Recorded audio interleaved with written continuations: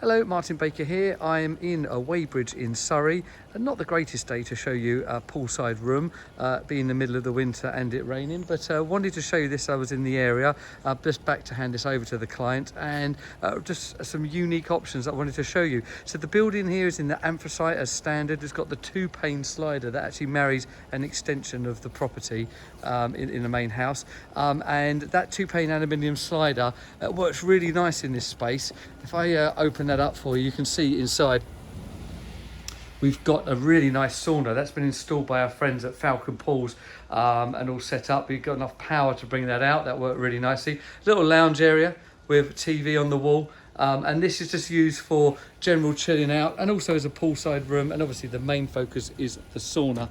And where that cupboard, or sorry, that door would normally be into a cupboard, what we've actually done in this one is made this into a shower room. If I just take you back there, just pan it open there. You can see there we've got an electric mirror power shower with a nice door, custom design door for the client has picked.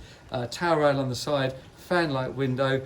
Yes, it's compact, but it is a good changing room and shower room that fits nicely with the tightness that we needed for the sauna. So it all just works really nicely, just about fitted in with the pool, which is not a lot of space in front of the pool.